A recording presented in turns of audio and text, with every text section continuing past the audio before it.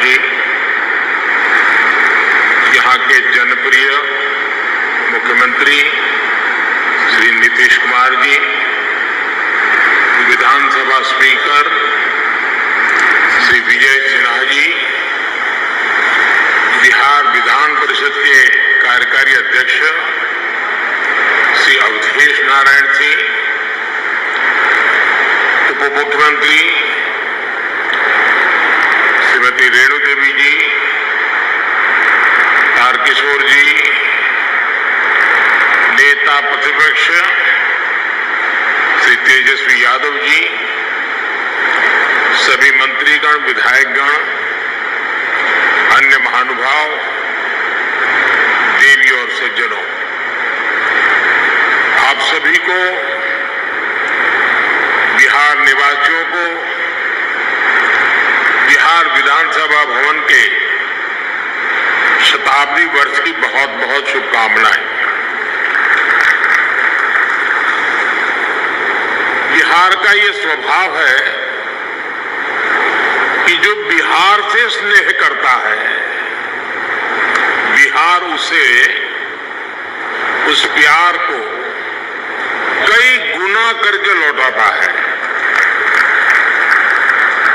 आज मुझे बिहार विधानसभा परिसर में आने वाले देश के पहले प्रधानमंत्री होने का सौभाग्य भी मिला है। मैं इस स्नेह के लिए बिहार के जन जन को हृदय से नमन करता हूं। मुख्यमंत्री जी का, स्पीकर महोदय का भी हृदय से बहुत बहुत आभार व्यक्त करता हूं। साथियों, मुझे कुछ देर पहले शताब्दी स्मृति स्तंभ के लोकार्पण का अवसर भी मिला। ये स्तंभ बिहार के गौरवशाली अतीत का प्रतीक तो बनेगा ही, साथ ही ये बिहार की कोटि कोटि आकांक्षाओं को भी प्रेरणा देगा। अब से कुछ देर पहले बिहार विधानसभा म्यूजियम और विधानसभा गेस्ट हाउस का शिलान्यास भी हुआ है। मैं इन विकास कार्यों के लिए नीतीश कुमार जी और विजय सिन्हा जी को हृदय से बधाई देता हूं। मुझे विधानसभा परिसर के शताब्दी पार्क में कल्पतरु के रोपण का भी सुखद अनुभव मिला है। कल्पतरु के विषय में मान्यता है कि हमारी आशाओं, आकांक्षाओं को पूरा करने वाला ये वृक्ष है। लोकतंत्र में यही भूमिका संसदीय संस्थाओं की होती है। मैं आशा करता हूं कि बिहार विधानसभा अपनी इस भूमिका को इसी निरंतरता के साथ निभाती रहेगी, बिहार और देश के विकास में अपना अमूल्य योगदान देती रहेगी।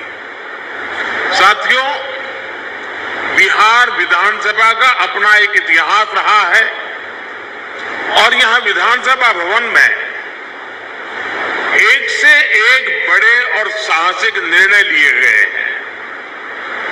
आजादी के पहले इसी विधानसभा से गवर्नर सत्येंद्र प्रसन्न सिन्हा जी ने स्वदेशी उद्योगों को प्रोत्साहित करने, स्वदेशी चरखा को अपनाने की अपील की थी। आजादी के बाद इसी विधानसभा में जमींदारी उन्मूलन अधिनियम पास हुआ था। इसी परंपरा को आगे बढ़ाते हुए नीतीश जी की सरकार ने बिहार पंचायती राज जैसे अधिनियम को पास किया। इस अधिनियम के जरिए बिहार पहला ऐसा राज्य बना जिसने पंचायती राज में महिलाओं को 50% आरक्षण दिया। लोकतंत्र से लेकर समाज जीवन तक समान भागीदारी और समान अधिकार के लिए कैसे काम किया जा सकता है, ये विधानसभा इसका उदाहरण है। आज जब मैं आपसे इस परिसर में विधानसभा भवन के बारे में बात कर रहा हूं तो ये भी सोच रहा हूं कि बीते 100 वर्ष में ये भवन, ये परिसर कितने ही महान व्यक्तित्वों की आवाज का साक्षी रहा है।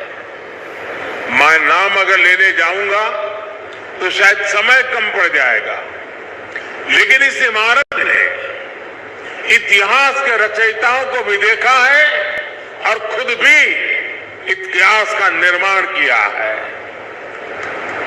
कहते हैं वाणी की ऊर्जा कभी भी समाप्त नहीं होती।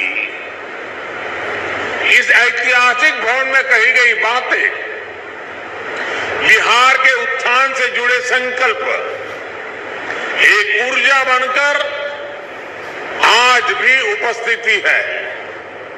आज भी वो वाणी, वो शब्द गूंज रहे हैं। साथियों, बिहार विधानसभा भवन का ये शताब्दी उत्सव एक ऐसे समय में हो रहा है जब देश अपनी आजादी का अमृत महोत्सव मना रहा है। विधानसभा भवन के 100 साल और देश की आजादी के 75 साल ये केवल समय का संयोग नहीं है, इस संयोग का साझा अतीत भी है और सार्थक संदेश भी है। एक और, बिहार में चंपारण सत्याग्रह जैसे आंदोलन हुए तो वही इस धरती ने भारत को लोकतंत्र के संस्कार और आदर्श पर चलने का रास्ता भी दिखाया। दशकों से हम ये बताने की कोशिश होती रही है कि भारत को लोकतंत्र, विदेशी हुकूमत और विदेशी सोच के कारण मिला है। और हमारे लोग भी कभी कभी ये बातें बोलते हैं, लेकिन कोई भी व्यक्ति जब ये कहता है तो वो बिहार के इतिहास और बिहार की विरासत पर,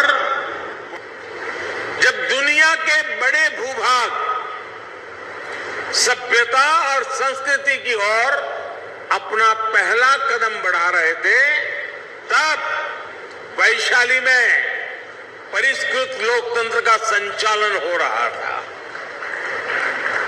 जब दुनिया के अन्य क्षेत्रों में जनतांत्रिक अधिकारों की समझ विकसित होनी शुरू हुई थी, तब लिच्छवी और वज्जी संघ जैसे गणराज्य अपने शिखर पर थे।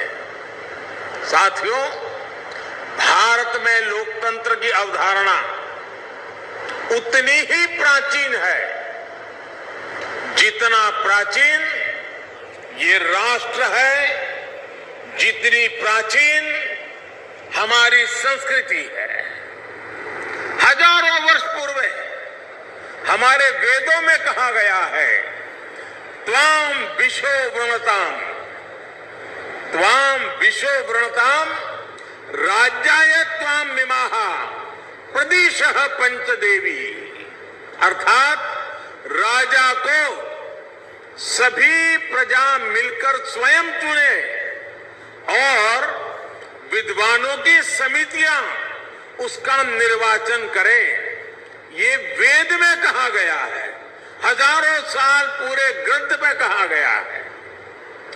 आज भी हमारे संविधान में सांसदों, विधायकों का चयन, मुख्यमंत्री, प्रधानमंत्री, राष्ट्रपति का चयन इसी लोकतांत्रिक मूल्य पर टिका हुआ है। एक विचार के रूप में हमारे यहाँ लोकतंत्र इसलिए हजारों वर्षों से जीवित है क्योंकि भारत लोकतंत्र को समता और समानता का माध्यम मानता है। भारत सह अस्तित्व और सौहार्द के विचार में भरोसा करता है। हम सत्य में भरोसा करते हैं, सहकार में भरोसा करते हैं, सामंजस्य में भरोसा करते हैं और समाज की संगठित शक्ति में भरोसा करते हैं। इसलिए हमारे वेदों ने हमें यह भी मंत्र दिया है, संगच्छध्वम संवदध्वम संगो मनासि जानता, अर्थात हम मिलकर चले, मिलकर बोले, तो एक दूसरे के मनों को, एक दूसरे के विचारों को जाने और समझे। इसी वेद मंत्र में आगे कहा गया है, समानो मंत्रः समिति समानी समानम मनः सहचित्तमेशम, अर्थात हम मिलकर समान विचार करें, हमारी समितियां, हमारी सभाएं और सदन कल्याण भाव के लिए समान विचार वाले हो और हमारे हृदय भी समान हो। हृदय से लोकतंत्र को स्वीकार करने की ऐसी विराट भावना एक राष्ट्र के रूप में भारत ही प्रस्तुत कर रहा है। इसलिए मैं जब भी दुनिया में अलग अलग जब देशों में जाता हूं, बड़े वैश्विक मंचों पर मौजूद होता हूं, तो मैं बहुत गर्व से कहता हूं, क्योंकि हमारे कान में किसी न किसी कारण से एक शब्द भर दिया गया है। हमारी मन की रचना को एक जगह पे स्थगित कर दिया गया है। हमें बार बार सुनाया गया है कि we are a largest democracy of the world, हम दुनिया की सबसे बड़े लोकतंत्र हैं और हम भी उसी को स्वीकार कर लिया है बार बार सुनने के कारण। मैं आज भी दुनिया के मंच पर जब भी जाता हूं, बड़े गर्व से कहता हूं कि विश्व में लोकतंत्र की जननी ये भारत है। भारत मदर ऑफ डेमोक्रेसी है और हमने भी, और बिहार वासियों ने तो खास, दुनिया में डंका बजाते रहना चाहिए कि we are a mother of democracy. और बिहार की गौरवशाली विरासत, पाली में मौजूद ऐतिहासिक दस्तावेज भी इसके जीवंत प्रमाण है। बिहार के इस वैभव को न कोई मिटा सकता है, न कोई छिपा सकता है। इस ऐतिहासिक इमारत ने बिहार की इस लोकतांत्रिक विरासत को 100 वर्ष तक, इसलिए मैं समझता हूं कि आज ये इमारत भी हम सभी के नमन की हकदार है। साथियों, इस भवन के इतिहास से बिहार की वो चेतना जुड़ी है जिसने गुलामी के कालखंड में भी अपने जनतांत्रिक मूल्यों को समाप्त नहीं होने दिया। इसके निर्माण के साथ और उसके बाद जो घटनाक्रम जुड़ा हुआ है वो हमें बार बार याद करना चाहिए। किस तरह श्री कृष्ण सिंह जी ने, श्री बाबू ने अंग्रेजों के सामने शर्त रखी थी कि वो सरकार तभी बनाएंगे जब ब्रिटिश हुकूमत निर्वाचित सरकार के कामकाज में दखल नहीं देगा। कैसे द्वितीय विश्व युद्ध में भारत की सहमति के बिना देश को झोंकने के खिलाफ श्री बाबू जी ने, सरकार ने इस्तीफा दे दिया था और बिहार का हर व्यक्ति इस बात के लिए गर्व कर सकता है। इस घटनाक्रम ने सदैव इस संदेश का संचार किया कि बिहार लोकतंत्र के खिलाफ कभी कुछ स्वीकार नहीं कर सकता। और भाई और बहनों, हम सभी ने देखा है कि कैसे आजादी के बाद भी बिहार अपनी लोकतांत्रिक निष्ठा को लेकर उतना ही अड़िग, उतना ही प्रतिबद्ध रहा। बिहार ने आजाद भारत को डॉक्टर राजेंद्र प्रसाद के रूप में पहला राष्ट्रपति दिया। लोकनायक जयप्रकाश, कर्पूरी ठाकुर, बाबू जगजीवन राम, अनेक भी जैसे नेतृत्व इस धरती पर हुए। जब देश में संविधान को कुचलने का प्रयास हुआ तो भी उसके खिलाफ बिहार ने सबसे आगे आकर विरोध का बिगुल फूंका।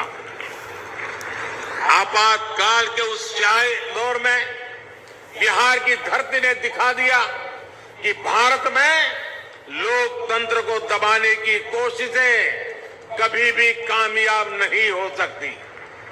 और इसलिए मैं मानता हूं कि बिहार जितना समृद्ध होगा, भारत की लोकतांत्रिक शक्ति भी उतनी ही मजबूत होगी। बिहार जितना सशक्त होगा, भारत भी उतना ही सामर्थ्यवान होगा। साथियों, आजादी का अमृत महोत्सव और बिहार विधानसभा के 100 वर्ष का यह ऐतिहासिक अवसर हम सभी के लिए, प्रत्येक जनप्रतिनिधि के लिए आत्मविवेचना और आत्मनिरीक्षण का भी संदेश लेकर आया है। हम अपने लोकतंत्र को जितना मजबूत करेंगे, उतनी ही मजबूती हमारी आजादी को मिलेगी, हमारे अधिकारों को मिलेगी। आज 21वीं सदी में दुनिया तेजी से बदल रही है। नई जरूरतों के हिसाब से भारत के लोगों की, हमारे युवाओं की आशाएं, अपेक्षाएं भी बढ़ रही है। हमारी लोकतांत्रिक व्यवस्थाओं को इसके हिसाब से तेज गति से कार्य करना पड़ेगा। आज जब हम आजादी के 75वें साल में एक नए भारत के संकल्प के साथ आगे बढ़ रहे हैं, तो इन संकल्पों को आगे बढ़ाने की जिम्मेदारी हमारी संसद और विधानसभाओं पर भी है। इसके लिए हमें ईमानदारी और निष्ठा से दिन रात मेहनत करने की जरूरत है। देश के सांसद के रूप में, राज्य के विधायक के रूप में हमारी ये भी जिम्मेदारी है कि हम लोकतंत्र के सामने आ रही हर चुनौती को मिलकर हराएं। पक्ष विपक्ष के भेद से ऊपर उठकर देश के लिए, देश हित के लिए हमारी आवाज एकजुट होनी चाहिए। जनता से जुड़े विषयों पर सदन सकारात्मक संवाद का केंद्र बने। सकारात्मक कार्यों के लिए हमारी आवाज उतनी ही बुलंद दिखे। इस दिशा में भी हमें निरंतर आगे बढ़ना चाहिए। हमारे आचरण से ही हमारे देश की लोकतांत्रिक परिपक्वता प्रदर्शित होती है। और इसलिए दुनिया के सबसे बड़े लोकतंत्र के साथ साथ हमें दुनिया के सबसे परिपक्व लोकतंत्र के रूप में भी खुद को आगे बढ़ाना है। साथियों, मुझे खुशी है कि आज देश इस दिशा में सकारात्मक बदलाव देख रहा है। मैं अगर संसद की बात करूं तो पिछले कुछ वर्षों में संसद में सांसदों की उपस्थिति और संसद की प्रोडक्टिविटी में रिकॉर्ड वृद्धि हुई है। और अभी विजय जी ने भी विधानसभा का ब्यौरा दिया। सकारात्मकता, गतिशीलता, व्यापक रूप से विषयों की चर्चा, निर्णय, उसका पूरा ब्यौरा दिया। साथियों, वैसे संसद में भी पिछले बजट सत्र में भी लोकसभा की प्रोडक्टिविटी 129% थी, 129% थी। राज्यसभा में भी 99% प्रोडक्टिविटी दर्ज की गई। यानी देश लगातार नए संकल्पों पर काम कर रहा है, लोकतांत्रिक विमर्श को आगे बढ़ा रहा है। और हम सभी जानते हैं कि जब लोग ये देखते हैं कि उन्होंने जिन्हें चुनकर भेजा है वो मेहनत कर रहा है, सदन में उनकी बात गंभीरता से रख रहा है, तो उनका भी लोकतंत्र पर विश्वास और बढ़ता है। ये विश्वास बढ़ाना भी हम सबकी जिम्मेदारी है। साथियों, समय के साथ हमें नए विचारों की जरूरत होती है, नई सोच की जरूरत होती है। इसलिए जैसे जैसे लोक बदलता है, लोकतंत्र को भी नए आयाम जोड़ते रहना पड़ता है। इन बदलावों के लिए हमें केवल नई नीतियों की जरूरत नहीं पड़ती, बल्कि पुरानी नीतियों और पुराने कानूनों को भी समय के अनुसार बदलना पड़ता है। बीते वर्षों में संसद ने ऐसे करीब 1500 कानूनों को खत्म किया है।